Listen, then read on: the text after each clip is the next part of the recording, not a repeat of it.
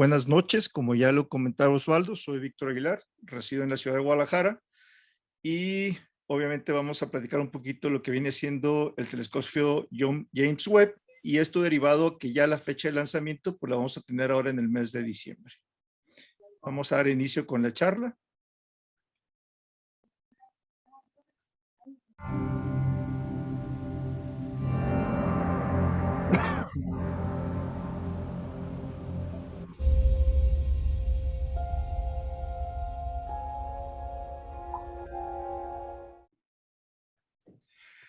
Bueno, lo primero que nos preguntamos, ¿qué es el telescopio James Webb? Digo, la realidad pues solamente es un observatorio y como se ha dicho es que nos va a permitir regresar en el tiempo para ver el nacimiento de las primeras galaxias y las estrellas del universo. Y estamos hablando que eso fue hace 13.5 mil millones de años. Recuerden que lo van a ver en inglés como 13.5 billones, pero cuando lo cambias a lo que manejamos en español o en México es 13.5 mil millones de años atrás, ¿no? Que es más o menos después de la era oscura, donde se empiezan a formar las primeras estrellas. Ahí es donde está destinado que este telescopio va a empezar a observar. Y parte muy interesante es solamente entender cómo se hizo nuestro sistema solar. Esto nos va a permitir ver atrás en el tiempo cómo fue la formación para poder entender un poquito en la cosmología qué estamos haciendo aquí y cómo se formó en el lugar donde vivimos. Y si lo buscan en las redes sociales o lo buscan en internet, mucha gente la está asociando a que el telescopio James Webb pues es la máquina del tiempo, ¿no? ¿Y por qué máquina de tiempo? Recordemos ahorita como referencia rápido, si la luz viaja a 300,000 kilómetros por segundo y la luna está a una distancia de 390 kilómetros de la Tierra, pues solamente quiere decir que la luz tarda 1.3 segundos en llegar y esto es que estoy viendo ahorita la luna, lo que fue la luna hace 1.3 segundos atrás. Entonces, por eso le llaman que este tipo de telescopios son máquinas de tiempo que nos permiten ver atrás lo que sucedió miles de millones de años. Y recordemos que es un proyecto que es dirigido por NASA y tiene una colaboración con la Agencia Espacial Europea que ayudó a diseñar parte de lo que es componentes que van dentro del observatorio, como el Ariane 5, que es el cohete que lo va a lanzar, y también la agencia canadiense que también tuvo involucración en algunos de los equipos que vamos a platicar más adelante.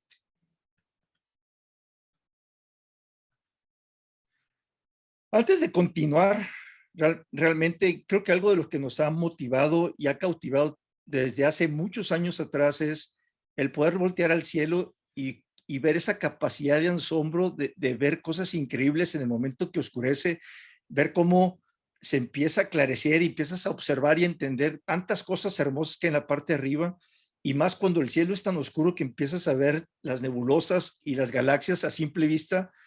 Y es donde realmente nació e impulsó a que Galileo en su momento pues, pudiera desarrollar el telescopio para poder magnificar lo que el día, o perdón, lo que nuestros ojos no pueden ver a través de un telescopio, ¿no? Recordemos que los ojos nuestros están limitados y están limitados también a una longitud de onda, que es la parte visible, que son los 355 nanómetros, y está muy cargado, ya lo habíamos platicado, en la parte del espectro, que es el color verde, ¿no? Entonces, esta fotografía aquí es de Miguel Beas, es realmente la Vía Láctea y es hermoso cómo la puedes observar cuando sales a un cielo oscuro. Aquí es Atamajac de Brizuela y tenemos un borde de nivel 3, digo, no es tan oscuro, no es tan luminoso, pero solamente en la noche se ilumina y es padrísimo cuando puedes caminar en la madrugada sin tener que prender una lámpara porque la misma luz de las estrellas iluminan la tierra, ¿no? Es de esas sensaciones que te sientes muy padre estar en la naturaleza. Antes de entrar como tal a lo que viene siendo el telescopio, tenemos que hacer un parteaguas. Recordemos que en 1987 hubo una junta donde se empezó a diseñar lo que le llamaban ellos los telescopios espaciales de nueva generación, ¿sí? Y en 1989 se puso o se se hizo una definición que querían hacer un telescopio espacial que tuviera 10 metros de diámetro el espejo, o sea, mucho más grande de lo que vamos a tener el día de hoy, y que iba a operar alrededor de los 135 kelvins en la parte del espacio. Y que aparte iba a ser el sucesor de lo que vendría siendo el Hubble, ¿no? Sin saber que el Hubble iba a durar casi 31 años que ya tiene en operación, ¿no? Después de esto, por ahí también hubo un proyecto donde dijeron, ¿qué pasa si mejor ponemos un observatorio en la Luna? Y este espejo iba a tener 16 metros de diámetro. Pero obviamente no continuó el proyecto y esto se murió 2 años después, ¿no? Luego de 10 metros lo bajan a 4 y recordemos que todo esto se va ajustando por un tema presupuestal que tiene que estar gestionando con el gobierno de Estados Unidos a través del Congreso para poder buscar el presupuesto. Y de ahí nace este primer boceto. Este boceto fue diseñado, creo que como en el 87, por ahí 87, 89, en una servilleta, y se dan cuenta, tenemos un espejo que se abre como si fuera una flor. Igual tenemos un espejo primario, tenemos el espejo secundario donde entra por este tubo y entra directamente a la parte instrumental. Tenemos el escudo solar, pero a diferencia de lo que han visto ahorita, el escudo solar, se dan cuenta, únicamente cubre la mitad del telescopio. Así es como lo estaban definiendo en su momento. Una computadora para el tema de telecomunicaciones, el tema del control de vuelo, y en la parte de acá atrás tenía la parte de los instrumentos científicos. Así fue como nació el concepto del telescopio que ahora le llamamos el James Webb. De ahí pasó a un primer diseño que era un bosquejo ya más enfocado después del análisis y estudio de lo que iba a pasar cuando pusiéramos un observatorio de este tipo en el espacio. Igual cuenta con su espejo primario, el espejo secundario, y la luz entra otra vez y viene la parte de atrás. Si se dan cuenta, aquí tienen el spacecraft, que es donde están los motores, los jets, las steering wheels y todo lo que conlleva el control del telescopio. El escudo ya es totalmente casi el doble de lo que habíamos visto en el modelo anterior, y la parte de la electrónica, que son los instrumentos, y aquí se define qué es lo que va a hacer cada uno de ellos. Y el final, pues es el diseño final que ya tenemos el día de hoy, ¿no? Igual, un espejo primario de 6.5 metros. Tenemos un espejo secundario.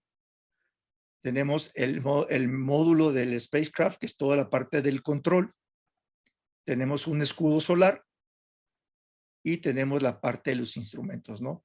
Este proyecto arrancó en el 96. Realmente, recordemos que el Hubble lo lanzamos en el 90 y esto... ya en el 96 estaban pensando en qué iba a pasar o quién iba a reemplazar al Hubble, ¿no? Se tiene ya que se lanza este diciembre y se tiene una vida útil estimada de 5 años y puede llegar hasta 10, pues es un tema del término del uso del combustible con el que estará funcionando. Entonces, estos son los telescopios de la nueva generación y ahorita vamos a entrar un poquito más a detalle por qué nueva generación. Entonces, pues solamente aquí estamos viendo quién fue James Edwin Webb. Como lo ven en toda la referencia, fue el segundo administrador de NASA en lo que viene siendo él estuvo durante 7 años a partir del 61. Él estuvo en la parte cuando Kennedy fue presidente y anunció el aterrizaje en la Luna. Mucho de lo que se gestionó en ese momento se le debe a James Webb. Él fue uno de los que gestionó en la parte de la burocracia política y poderse inmiscuir para poder jalar los fondos y convencer directamente a toda la parte del Congreso para poder sacar el dinero y poder sacar el presupuesto para poder poner al hombre en la luna. Realmente esa es la importancia que tiene James Webb. No es el titiritero, vamos a decirle, que estuvo atrás de todo manipulando para poder hacer que hubiera presupuesto y poder llegar el proyecto Apolo a la luna. Entonces, derivado de esto, es por eso que le ponen el nombre al telescopio. Él falleció el 27 de marzo del 92. y normalmente pues casi todo le ponemos nombre a gente que ya no está con nosotros, ¿no? Pero esa es la relevancia de quién es este personaje y qué peso tiene dentro de la historia de la astronomía y la aeronáutica en el mundo.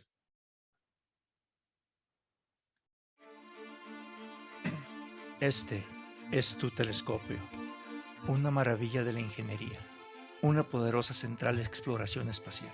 Úsalo para ver el pasado y explorar las primeras formaciones de las galaxias después del Big Bang, para observar las atmósferas de los planetas que orbitan las estrellas.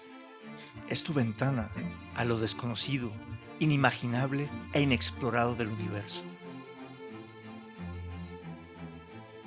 Este telescopio espacial es el más grande, el más complejo y desafiante nunca antes construido.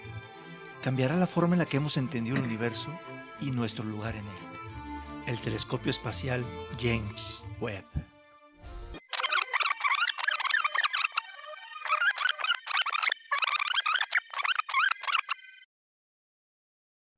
Bueno, ¿y por qué no regresamos al 2000, a 1990? Antes de poder entender qué es lo que vamos a lanzar, tenemos que entender de dónde partimos, ¿no? Y en este caso,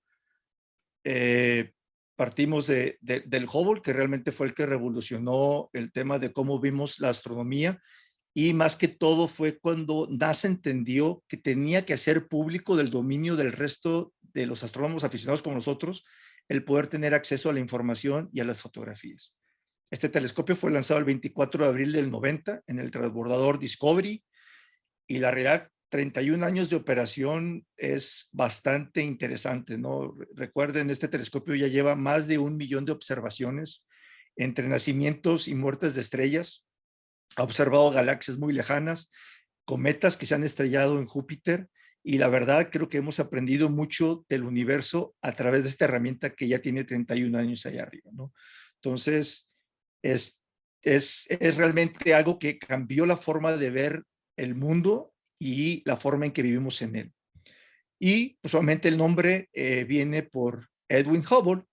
Él estuvo en el observatorio del Monte Wilson, él estudió las nebulosas, y en el 24 Hubble tuvo el éxito de distinguir entre las nebulosas de Andrómeda con un sinnúmero de distinciones, y marcó un antes y después en la astronomía al demostrar que nuestra galaxia no era la única en el universo que se expande. Entonces, pues, realmente gente que ha hecho logros muy significativos en la parte de astrofísica, astronomía, y pues, obviamente por eso se le puso el nombre a este telescopio. Recordemos que este telescopio está orbitando todavía al día de hoy a 570 kilómetros de altura, cuenta con 5 instrumentos, y recordemos que la primera misión que tuvo este telescopio era porque había que corregir un problema de la aberración esférica que tenía el espejo primario, ¿no? Entonces, pues obviamente era medio complicado poder cambiar el espejo primario. Entonces, ¿qué es lo que pasaba? Pues obviamente el Hubble veía así, borroso. ¿Qué fue lo que se puso? Cuando la luz entra directamente a la parte de los instrumentos que rebota después del segundo o del espejo secundario, tuvieron que ponerle un tipo de lentes como los que ven aquí. Es un ejemplo, era un rectángulo como el tamaño de una persona que tenía un tema de correcciones adentro, y era un tema de óptica. Lo que hacía es, podía moverse como lentes, como lo ven aquí, para poder ajustar y poder enfocar el problema que tenía el espejo primario. Entonces, después de que hicieron esta colocación en la primera misión, con este accesorio que le llamaron el COSTAR, que era el Optic Space Telescope Axial Replacement, que es más o menos como le llamaron.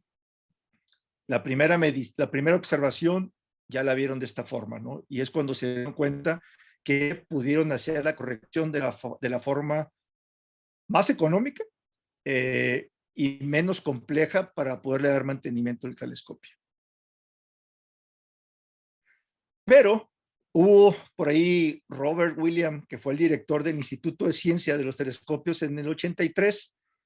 Él tenía y buscaba hacer una fotografía del Deep Field, o sea, era buscar un espacio alejado de la parte de lo que viene siendo la Vía Láctea y que fuera una de las partes más oscuras de lo que podemos observar. Entonces, se puso a observar y encontró que en la parte donde está The Big Dipper, en la parte de arriba, más o menos aquí, encontró una parte totalmente oscura donde no había referencia de ninguna estrella, y lo que hicieron es apuntar al Hubble directamente aquí y lo dejaron ahí tomando fotografías por 10 días. Tomó 340 fotografías y para que sea una referencia, este puntito, si yo lo comparo con algo, viene siendo del tamaño de la cabeza de un alfiler, para que vean realmente lo que estaba viendo el Hubble. ¿Y qué pasó después de esos 10 días? Aparece esta foto. La galaxia UDFJ 3954628. Y esta fue la que cambió el curso de la historia. Aquí es donde la cosmología tomó un rumbo diferente. Y aquí es donde estamos viendo galaxias desde las más antiguas hasta las más lejanas. Y la analogía es sencillo. Si yo hiciera esta foto ahorita y, por decir, tomara en el tiempo atrás a las pirámides de Egipcio, aquí vería las pirámides al frente, en la parte media vería un hombre de Neandertal y allá al fondo estaría viendo los dinosaurios. Más o menos esa es la referencia para que se den cuenta qué fue lo que vieron en esta formación, y todo se debe al color, porque hay unas que entre más frías son las más viejas, entre más calientes están más cercanas. Entonces hay un tema poder definir por la temperatura que tiene el objeto, es qué tan actual o qué tantos años atrás tiene. Y esta fue la foto que cambió el curso de hacer el tema de la observación a través de telescopios de la nueva generación. Pero antes de entrar ya a lo más importante, hubo un pequeñito telescopio por ahí que se llamaba Spitzer. Y Spitzer, recordemos que tomaba totalmente en el infrarrojo. Era un telescopio pequeño, tenía 0.8 metros de diámetro. La realidad es que era muy rápido para tomar las fotos. Se lanzó el 25 de agosto del 2003 de Cabo Cañaveral. Orbitaba más o menos a la misma altura del Hubble. Y pues solamente casi más de un año que ya terminó su misión. Pero lo más importante es, ¿por qué Spitzer? Bueno, fue Lyman Spitzer Jr., es un gran científico del siglo XX, físico con doctorado en astrofísica, y en la Segunda Guerra Mundial fue de los precursores que diseñó el tema del sonar para el tema de los submarinos. Entonces, realmente era una persona muy involucrada en el tema de la ciencia. Y lo más importante de él es que en 1946, terminando la Segunda Guerra Mundial, este cuate ya pensaba en ¿por qué no poner un observatorio afuera en el espacio que estuviera alejado de la dispersión o la distorsión atmosférica? Fíjense nada más, en 1946 ya había alguien pensando que había que poner un observatorio afuera en el espacio. Por eso las grandes personas como ellos, hay telescopios que llevan los nombres, ¿no? Realmente es definido a grandes logros. Ahora vamos a hacer un pequeño comparativo en lo que viene siendo el telescopio Hubble contra el Webb. El Hubble está a 570 kilómetros de la Tierra. El Webb va a estar a 1.5 millones de kilómetros de la Tierra, alejado en el lado opuesto del Sol. El espejo primario del Hubble mide 2.4 metros y es un espejo monolítico, es una sola pieza. En la parte del espejo primario del James Webb son 6.5 metros, está hecho de 18 segmentos. El Hubble podía ver galaxias jóvenes de 12.5 mil millones de años. El Hubble va a ver 13.5 millones de años atrás, y es decir, va a ver las galaxias bebés, ¿no? Es lo que explicaba él. Él va a empezar a ver después de la era de la Dark Ages. A partir de que son las primeras formaciones, ahí es donde va a estar viendo este telescopio. Y realmente la tecnología ha cambiado mucho. Teníamos un telescopio de 11 toneladas, ahora tenemos un telescopio únicamente de 6.4 toneladas. como lo comentó Osvaldo, veía una parte del ultravioleta, estaba totalmente enfocado en el visible, y una parte muy cercana al rojo de lo que viene siendo el infrarrojo. ¿Qué ventaja tenía el Hubble?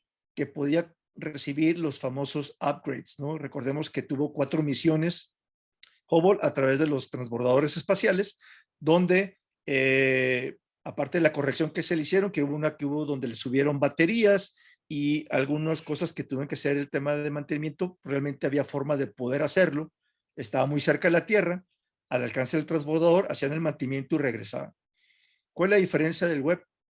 Es imposible hacer un tema de mantenimiento, está tan alejado de lo que viene siendo el control de nosotros, que por eso es que se ha tardado tanto tiempo en que realmente lo que va a subirse como observatorio allá tiene que tener 0 errores. Como lo vimos, verá cerca el infrarrojo y en el infrarrojo medio.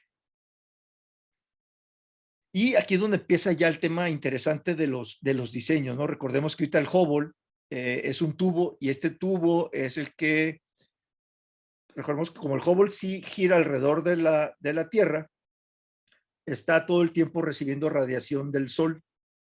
Entonces el tubo se calienta y necesita tener el tubo para que no se esté calentando el espejo, pero pues obviamente la dispersión de calor es mucho más lenta de lo que viene siendo el web.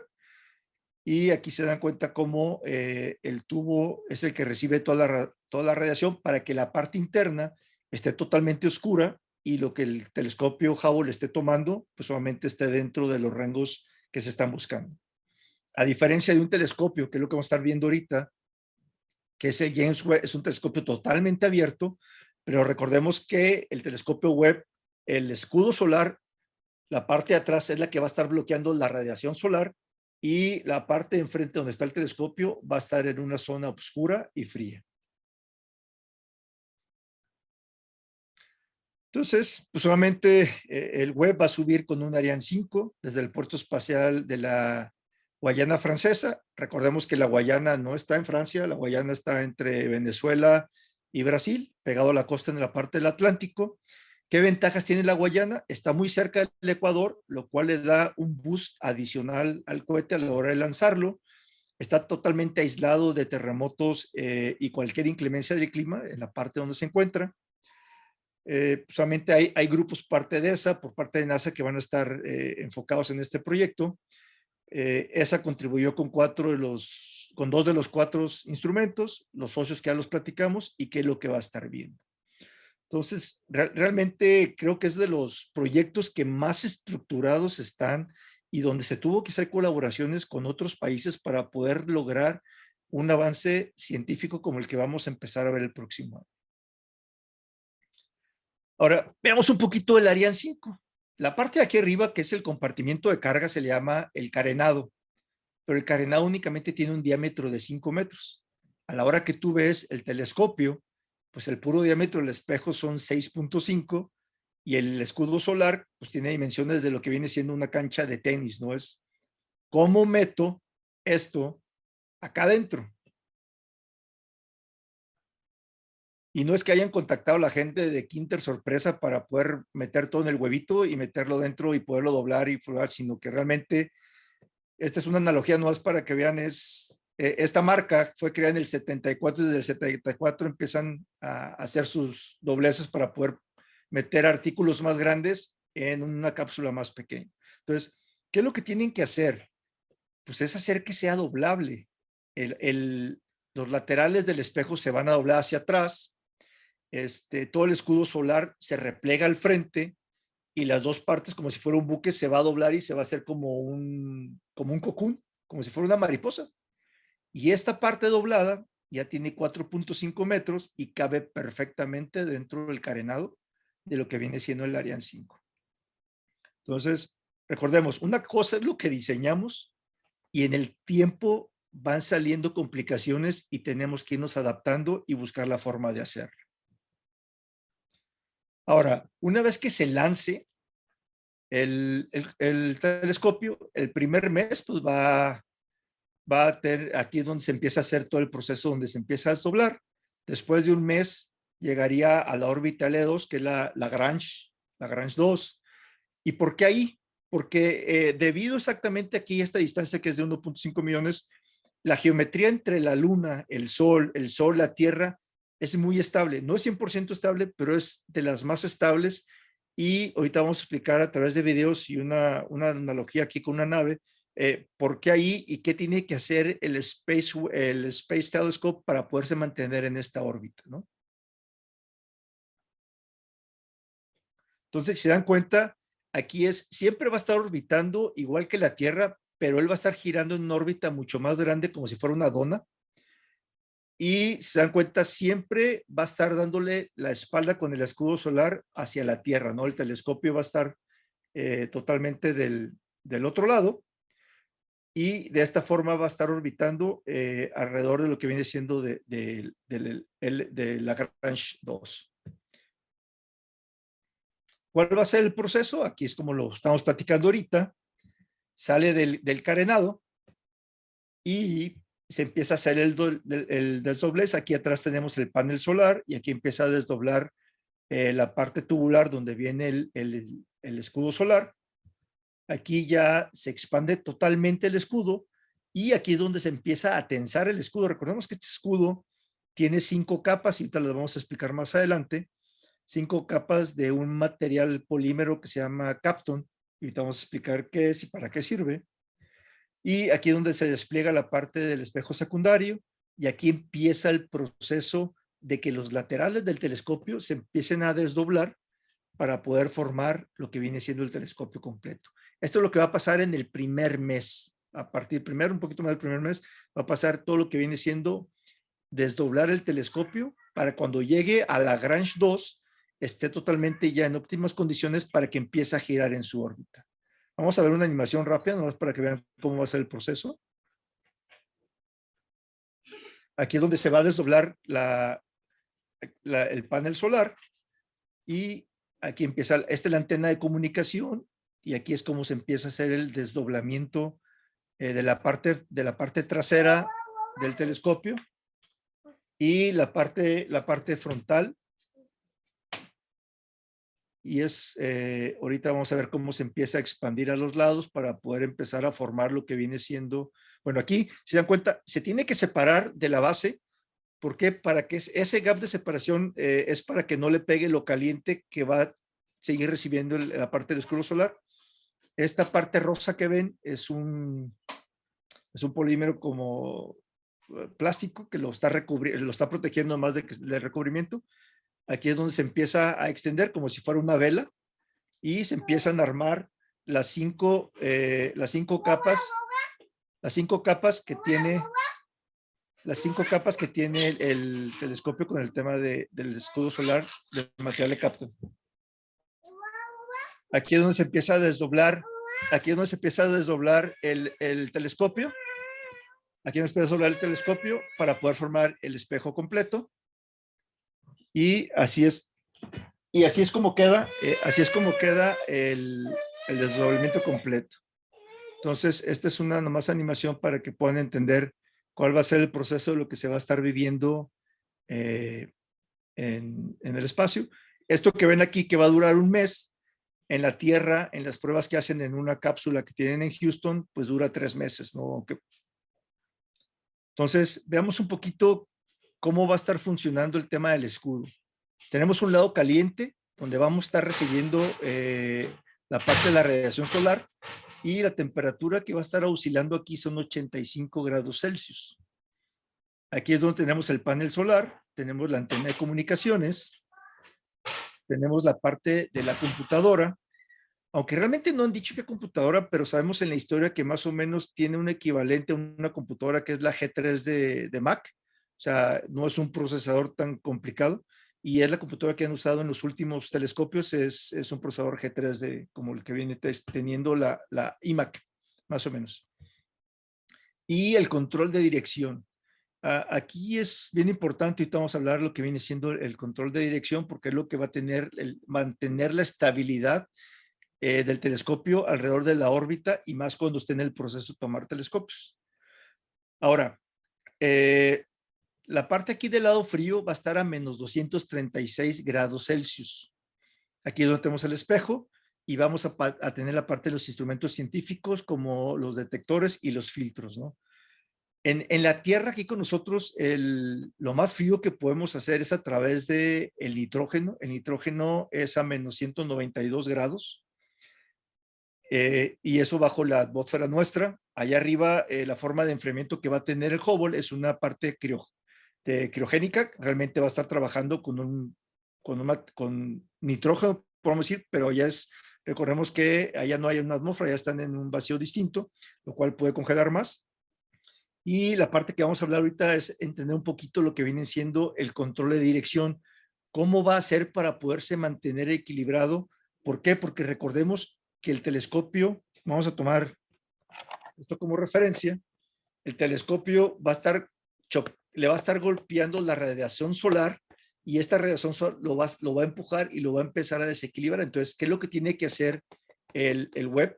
Tiene que, a través de un proceso de estas ruedas, que vamos a decir que es un giroscopio, o lo que vienen siendo los gimbal que utilizamos en las cámaras, es si yo me muevo para un lado, tengo que corregir, y estas ruedas perpetuas van a estar girando en distintos ejes para poder hacer la corrección y poder hacer que el telescopio se mantenga en la forma que tiene que ser.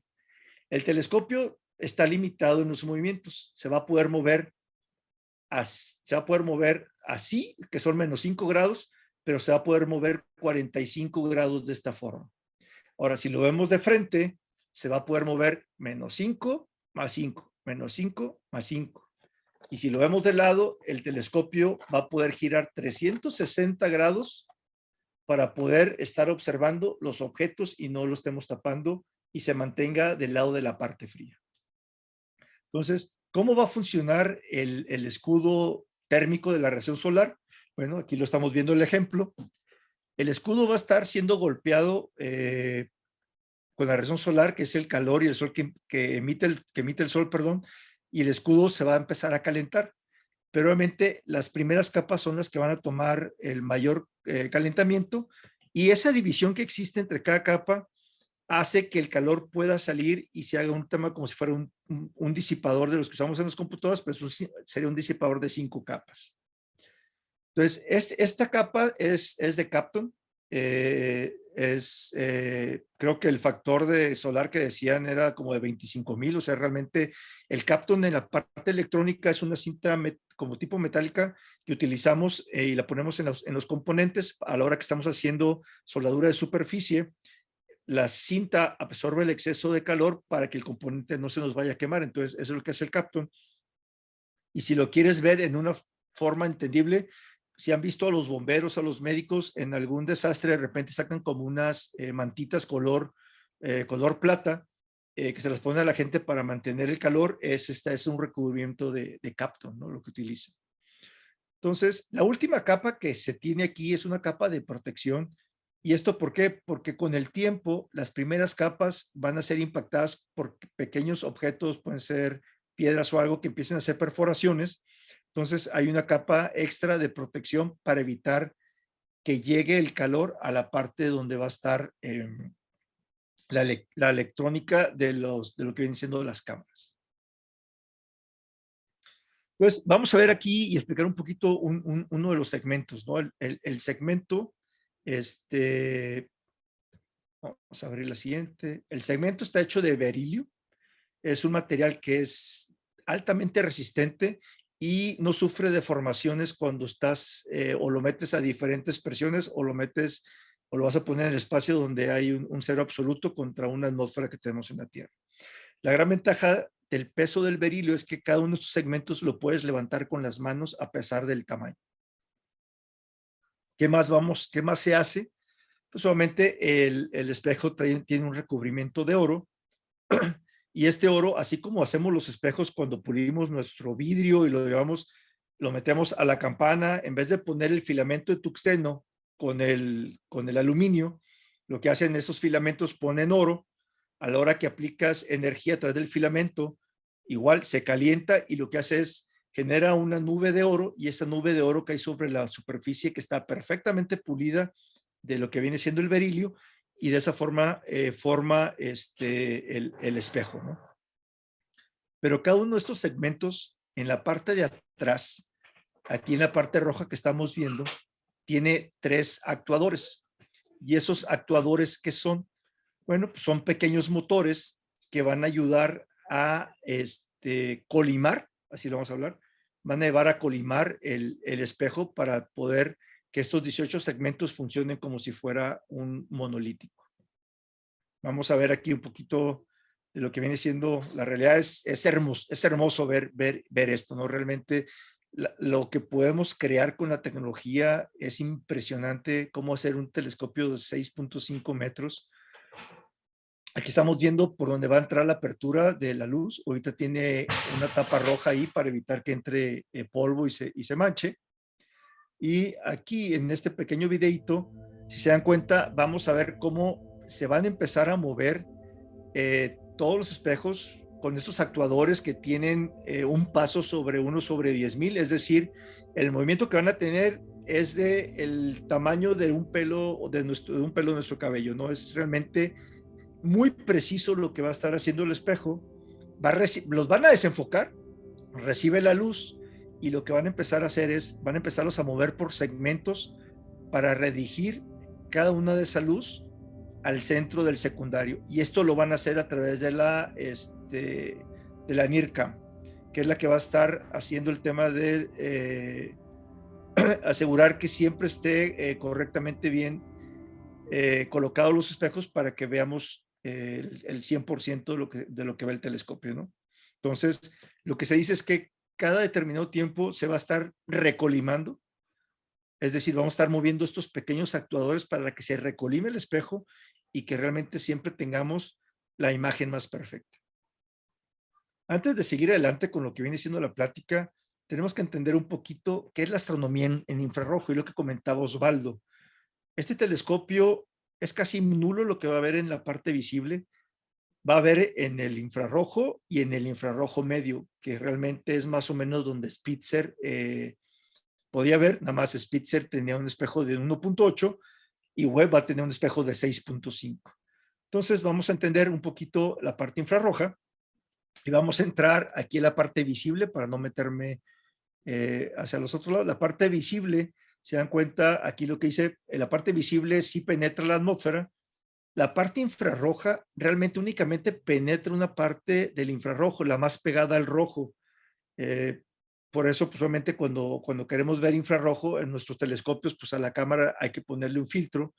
Al día de hoy, a mí no me ha tocado ver un telescopio dobsoniano o un Smica Segrane que tenga recubrimiento de oro con su cámara refrigerada tomando infrarrojo desde aquí, desde la Tierra, ¿no? Realmente no me ha tocado verlo a mí. Creo que sería interesante poder mandar, en vez de aluminizar, ponerle ese recubrimiento y ver qué podemos lograr. Pero, y se dan cuenta de lo que les comentaba aquí, a la hora que tú ves el ancho de banda, perdón, la longitud de onda, la separación entre una onda y la otra, es de la cabeza de una aguja. Eso es lo que viene siendo en el infrarrojo. Y en el visible, si se dan cuenta, es el tamaño pues es muy microscópico la distancia que hay entre las ondas, que no lo podemos percibir. Y si tú te mueves a las ondas de microondas o radios, pues obviamente la onda es mucho más larga y pues obviamente el tamaño es distinto, ¿no? Entonces, aquí es donde va a estar viendo el James Webb en esta longitud de onda y aquí es donde estamos hablando las temperaturas que donde va a estar funcionando. Y para entender un poquito el infrarrojo, hemos visto fotos donde de repente la parte visible no permite que vea a través de objetos. ¿Por qué? ¿Por qué? Porque la cámara que estoy usando no puede detectar una variación en temperatura, pero a la hora que lo hago a través del infrarrojo, si se dan cuenta, puedo detectar o puedo tener una visión completa de qué está atrás de lo que está tapando. ¿Por qué? Porque hay una radiación de temperatura que es la parte que capta el infrarrojo. Esta fotografía es de Caltech. Entonces, esta es la gran ventaja y lo que comentaba Osvaldo, es las nebulosas están llenas de polvo, la cual nos limita a que veamos lo que está atrás y que hay atrás miles de estrellas. Y esas estrellas que tienen, pues unas tienen formaciones de muchos años atrás y otras de millones de años atrás. Y es lo que quiere verse a través de este telescopio. Entonces, justamente el infrarrojo es un tipo de luz que nuestros ojos no pueden ver. Todos los cuerpos emiten temperatura y la luz infrarroja, la ventaja de la luz infrarroja es que puede ver a través de humo espeso, niebla y polvo. Y por eso es que se está haciendo que este telescopio tenga esta peculiaridad para poder ver más allá de lo que hemos visto el día de hoy. Y como ejemplo, aquí tenemos la nebulosa del Águila, así es como se ve en luz. Estas son fotos del Hubble, de la parte infrarroja que podía ver, pero aquí la parte visible y vean cómo aquí puedo ver perfectamente a través de la parte de polvo de la nebulosa, puedo ver las estrellas que en la parte de arriba únicamente puedo ver las que mayor brillo tienen o las que pueden atravesar esta capa densa de polvo, ¿no? Estelar. Y cuando ven la nebulosa de hélice, vean nada más, hasta parece que la imagen se ve borrosa y vean el rico detalle que podemos tener en la parte de abajo viéndola en el infrarrojo, ¿no? Esto es lo que se quiere enfocar el telescopio Webb para poder empezar a entender un poco más todavía, más allá de donde el Hubble no puede ver. Y aquí vamos a explicar, aquí está, aquí vamos a explicar cómo va a funcionar el tema del haz. Llega el haz de luz, va a rebotar en el espejo de 6.5 metros directamente al espejo secundario y de ahí va a rebotar a través de la apertura que tiene a un espejo terciario. Y aquí al frente le llaman el espejo de steering.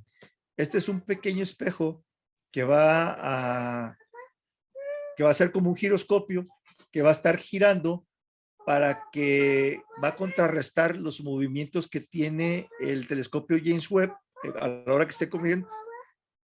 Y el espejo se va a mover de forma que va a contrarrestar para que la imagen pase correctamente a la parte de atrás donde están los instrumentos.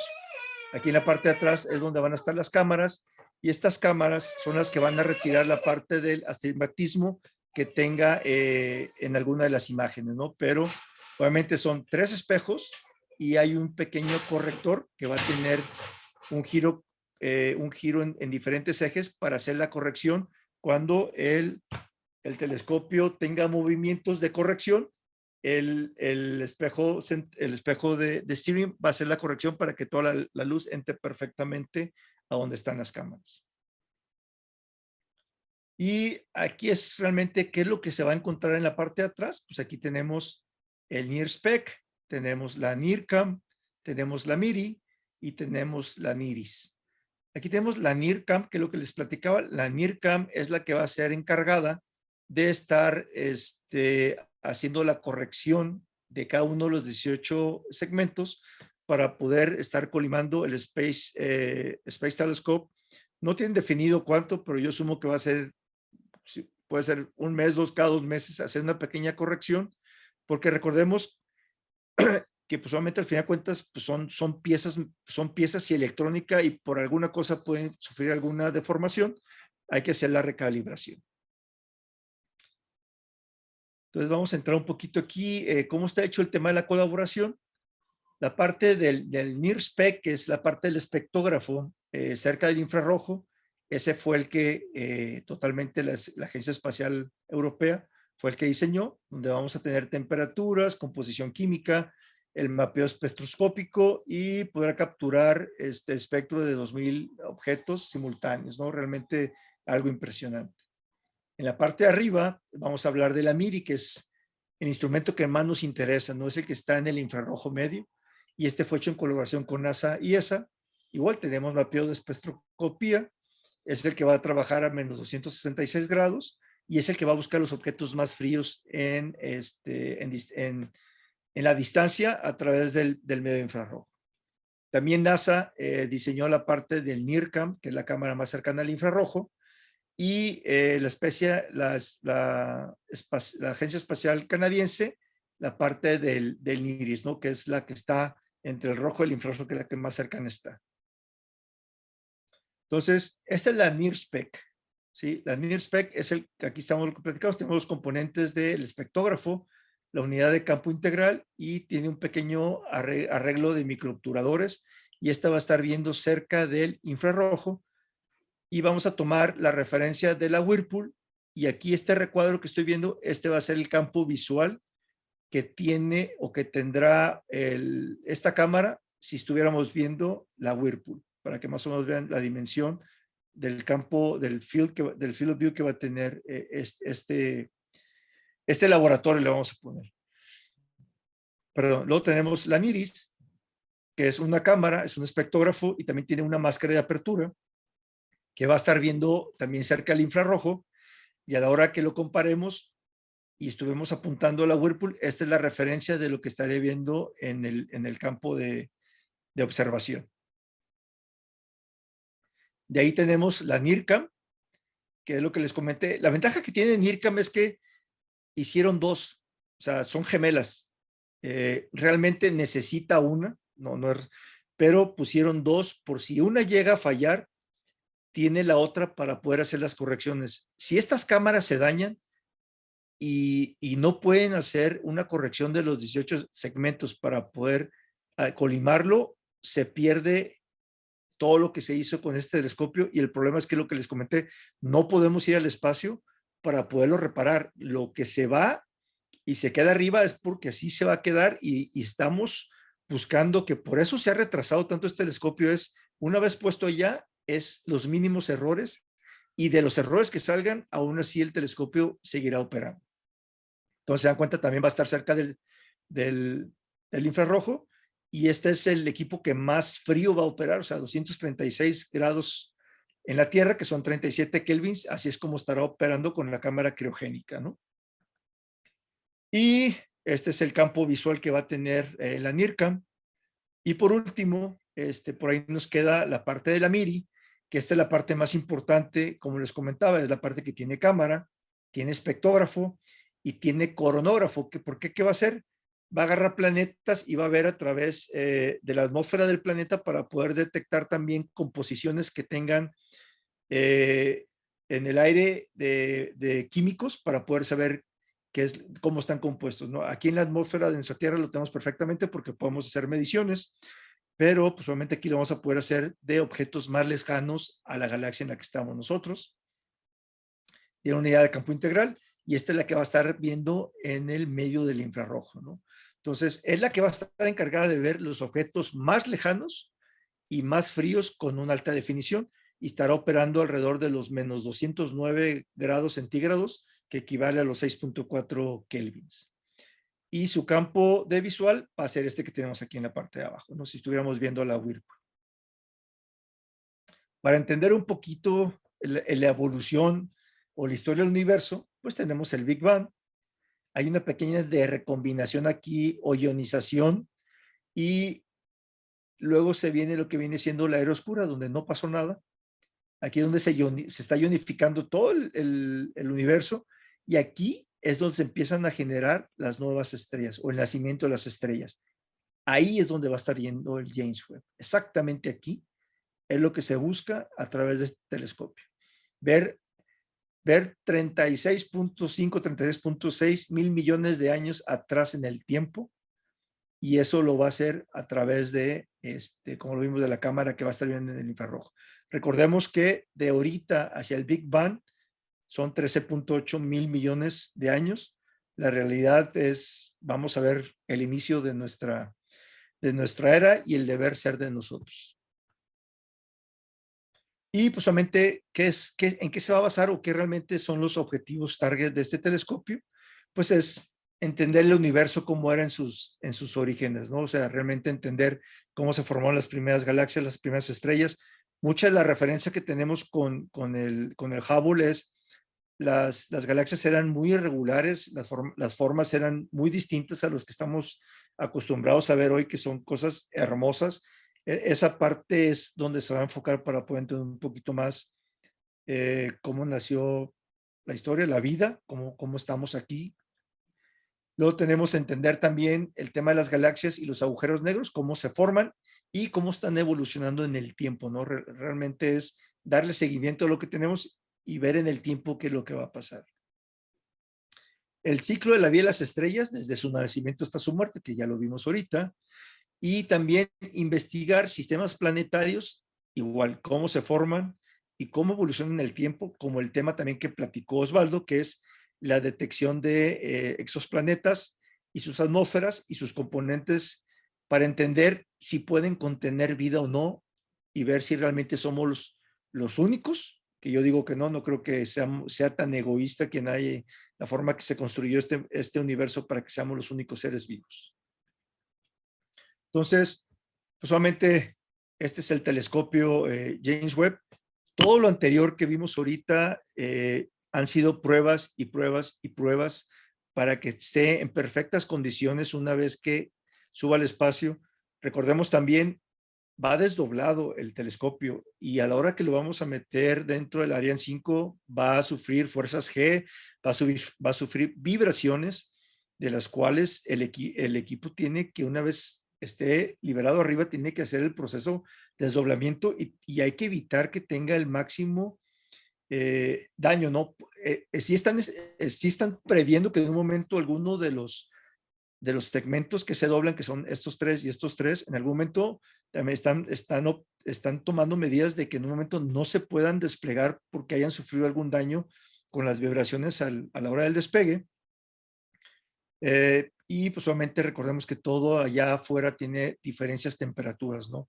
Lo que sí sabemos es que en Houston existe una cámara criogénica que pueden generar temperaturas similares a las que se encuentran en el espacio y pueden generar un vacío similar. Entonces, ahí es donde metieron el telescopio James Webb y hacen las pruebas de desdoblamiento para entender si va a sufrir algún problema o si hay que hacer algún ajuste en función a lo que ya sabemos que ha pasado con telescopios como lo que pasó con el Hubble, ¿no? Esta cámara fría que está en Houston está interesante porque es una bóveda enorme donde cabe, por su puerta, cabe perfectamente el telescopio, pero tiene 8 pisos de altura y es la misma cámara que se utilizó en el proyecto de todos los Apolo antes de que el hombre pisara la luna. Ahí es donde se metió cada una de los equipos lunares, de las cápsulas, para poder saber si podían funcionar correctamente en el espacio. Entonces, pues, ¿qué nos queda? Esperar el lanzamiento, que es el 18 de diciembre del 2021. Como lo comentamos, la colaboración es con NASA, es con ESA y es con la agencia canadiense. Esto es un poquito de la biografía de investigación. Esta plática no es algo que yo he vivido como tal. Hay que investigarle para poder sacar y armar gráficos y hacer todo lo que están viendo aquí. Y obviamente contar la historia, ¿no? Entonces ya no es para cerrar, solamente esperemos que ya los cielos se despejen, ya nos urge salir a hacer observación, nos estamos perdiendo de lunas, de pues creo que hoy es la lluvia de las dracónidas, entonces pues esperemos que deje llover y se despejen los cielos. Y eso viene siendo la presentación, Osvaldo.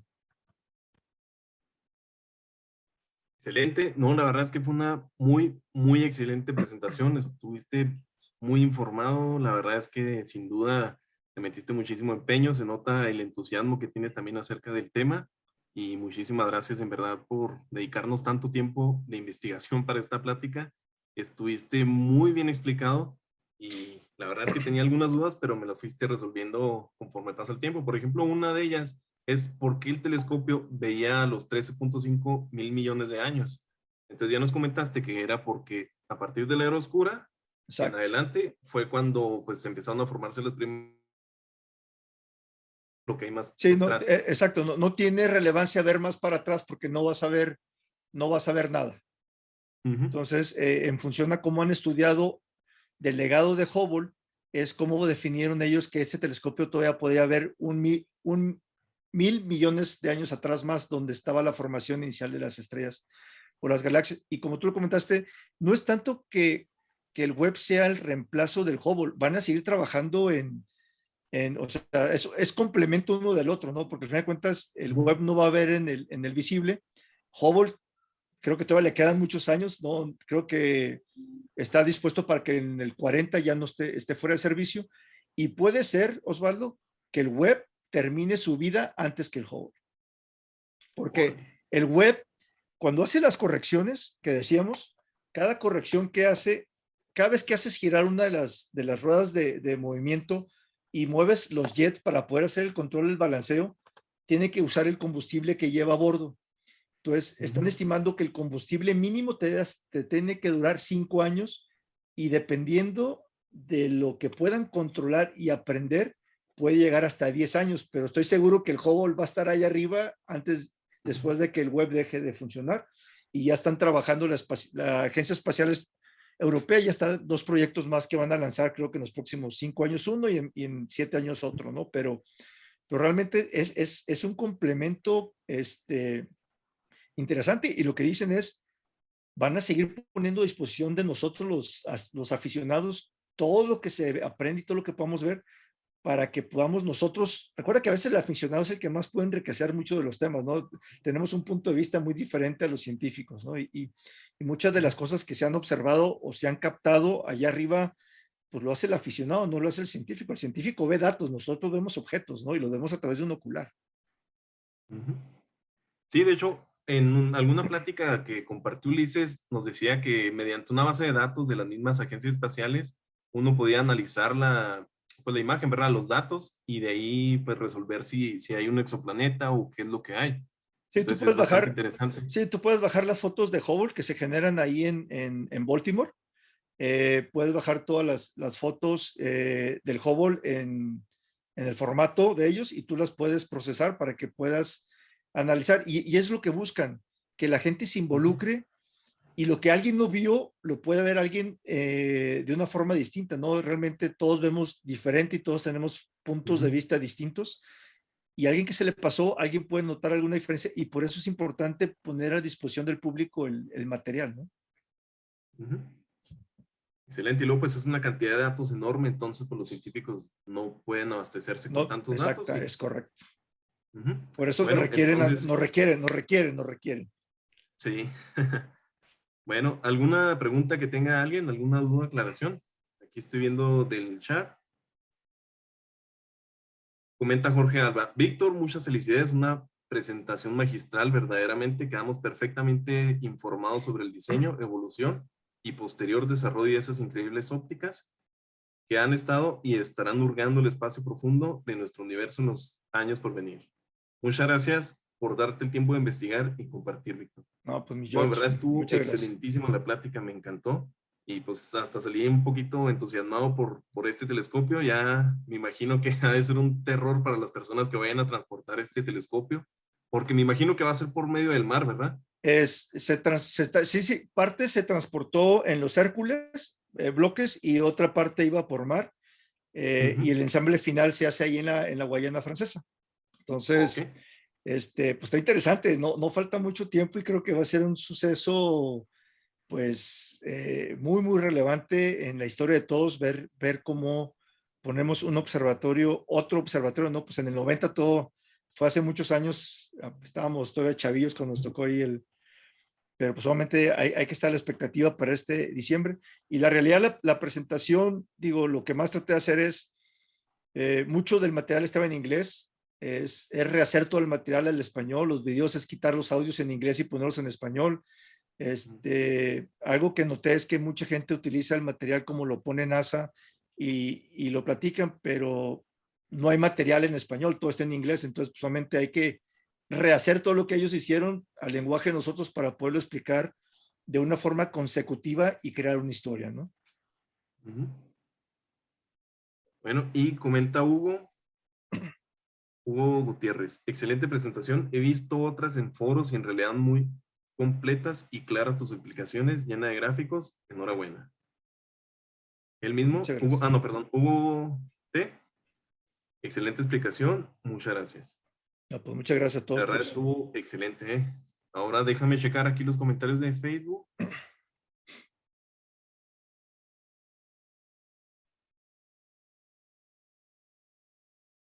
Osvaldo, yo aquí tengo un comentario acá para nuestro compañero Víctor. ¿Qué tal, Víctor? Sí. ¿Cómo estás? Bien, ¿y tú? Bien, Juan. Qué bueno. Oye, aquí mi duda. Tú estás mencionando que el telescopio va a tener un periodo de vida de 5 a 10 años. Entonces aquí lo que me surgió es de que, bueno, pues es una cantidad enorme la que se está invirtiendo en este telescopio. ¿No va a existir alguna manera de reutilizar los instrumentos o que se vaya a poder volver a cargar el combustible? ¿O qué es lo que va a pasar después de este tiempo de vida? Ya No, cuando... mira, lo que platican ellos es, a la hora que tienes el telescopio, tú lo viste, tiene un panel solar. El panel solar está limitado, entonces lleva un cierto abastecimiento de combustible a bordo. Y lo que tienen que entender, Juan Carlos, es en los primeros meses de operación, es qué tanto pueden mantener en estabilidad el telescopio con referencia a cómo va a estar golpeando la radiación solar en él y qué tanto lo mueve hacia enfrente. Recordemos que a pesar de que no es mucho el impacto, recordemos que en cero gravedad cualquier cosita que tocamos te impulsa hacia enfrente muy rápido. Entonces, tienen que entender cómo empezar a jugar con los propulsores para que no se vaya hacia enfrente y cómo jugar con las ruedas para que realmente el telescopio utilice la menos energía posible de consumo de combustible y lo puedan mantener lo más estable en Lagrange 2. Por eso se definió que fuera el Lagrange 2. Hay muchas más, pero es la más estable de todas las ubicaciones que pudieron calcular, por lo que comenté, por el tema de cómo está ubicada la geometría de los planetas con la Luna, con la Tierra, con el Sol, a este punto, donde debe ser muy eficiente y realmente la expectativa es 10 años. Realmente más de 10 años no va a poderlo dar por el consumo de energía y como lo comenté, llegar ahí para restablecer es imposible. O sea, no hay forma de poderlo hacer a través ya de transbordadores o de ¿cómo se llama? De algún que podamos hacerlo el día de hoy, ¿no? Quién sabe si en 5 años saquen algo que pueda llegar como un transbordador de nueva generación que pueda llegar allá a hacer un reabastecimiento de combustible, pero al día de hoy no existe. Entonces están tomando que el mínimo de la inversión de los millones de dólares que hicieron es 5 años y el máximo por ser eficientes en el control del movimiento del telescopio sea los 10 años, Juan Carlos. Así es como lo estipularon. La realidad suena absurdo la inversión de millones de dólares que se hicieron para un equipo que va a estar muy corto contra un Hubble que tiene 31 años y casi se va a ir a 40 años de operación, ¿no? Es donde tomas dices, oye, pues sí, acá me costó menos, a lo mejor le gasté en las 4 misiones con los transbordadores, pero el beneficio a corto plazo, de largo plazo, pues creo que el Hubble es más rentable que el Webb, ¿no? Pero obviamente el tema también es, no nomás es la parte de la inversión, es la parte del entendimiento de la cosmología, lo que va a justificar la inversión y poder entender cómo nació el universo. Así es como yo lo entendí. Gracias, Víctor. Otra cosa, supongo que también es debido a que pues en 10 años la tecnología va a avanzar bastante, así como un Exacto. teléfono. O sea, tener un teléfono de hace 10 años, pues la verdad es que ya casi es obsoleto. Entonces, posiblemente dentro de 5 o 10 años, pues haya mejor tecnología, a lo mejor un poco más de experiencia con el telescopio y poder lanzar más misiones. Es correcto. Sí, todo lo que está ahorita plasmado está limitado a lo que el día de hoy tenemos de tecnología actual. Hasta ahí está. Pero si empezamos con los viajes espaciales a Marte o a la Luna y todo, pues a lo mejor en 3, 4 años, con tanto avance que hay, vamos a poder llegar al web y hacer una recarga de combustible. Digo, no lo sabemos, pero al día de hoy no hay. Excelente. Un comentario de Magda Riestra. Excelente presentación como siempre, Víctor. Un placer escucharte. Solo esperemos que no haya ninguna falla esta vez en el telescopio James Webb. Está en órbita. James Webb estando en órbita, como ocurrió en su momento con el Hubble. Sí, ¿no? Y recordemos que el Hubble tuvo una falla hace poco tiempo, o sea, una falla en la computadora y tuvieron que reclutar al equipo que trabajó hace 30 años porque no sabían cómo estaba estructurada la programación del Hubble. Entonces, tuvieron que traer al equipo viejo para poder rescatar, si no el Hubble lo hubiéramos perdido ya ahorita. O sea, tuvieron ahí como una semana metidos, volvieron a hacer el restablecimiento, el reset, y el Hubble sigue trabajando. Y es un lenguaje muy básico de hace 30 años y lo volvieron a dejar ahí funcionando. Como alguna vez vi pues una imagen, ¿verdad?, de programación, donde decía, no le muevas al programa porque solamente yo, el programador, y Dios saben cómo funciona. Y al momento de que tú estás leyendo esto, solamente Dios sabe. Sí, y las nuevas generaciones pues están obsoletas en las tecnologías de hace 30 años. O sea, realmente la forma de programar los lenguajes, pues al día de hoy ya son obsoletos, pero tuvieron que buscar a la gente que estuvo en el proyecto para que pudiera sacar adelante y no perder el proceso del Hubble. Si no, pues ya ahorita ya no tuviéramos este telescopio en el espacio. Bueno, continúo con los comentarios de Facebook. De Frontline, magnífica y muy documentada charla. De Jaime González, me encantó la charla, felicidades. Gracias. De Roxy Mendoza, excelente su presentación y su dedicación al tema. Y de mismo Roxy Mendoza, excelente plática, muchas gracias. Muchas gracias. Entonces, ¿alguien tiene alguna duda, alguna pregunta, algún comentario? Yo tengo una pequeña duda que a lo mejor se me pasó a escuchar. Sin duda, pues probablemente sí lo comentó, pero a lo mejor se me pasó a mí escuchar. ¿Por qué utilizaron oro en vez de aluminio? Ok. La ventaja que tiene el oro es el aluminio está hecho para la parte visible. Y si te das cuenta, los espejos que tenemos o son de aluminio o son de plata, ¿no? Que reflejan perfectamente el espectro visible. El oro es muy sensible en la parte infrarroja. Entonces, por eso es oro. La capa de oro que tiene son 100 nanómetros, es mucho delgadita. Y el total de oro que tienen los 18 segmentos es el tamaño de una pelota de golf. Esa es la cantidad de oro que hay esparcida en todos los segmentos, pero es tan delgadita y es por eso, porque el oro es el mejor reflejante del infrarrojo. Es por eso. Ok, excelente. ¿Alguien más? ¿Alguna duda?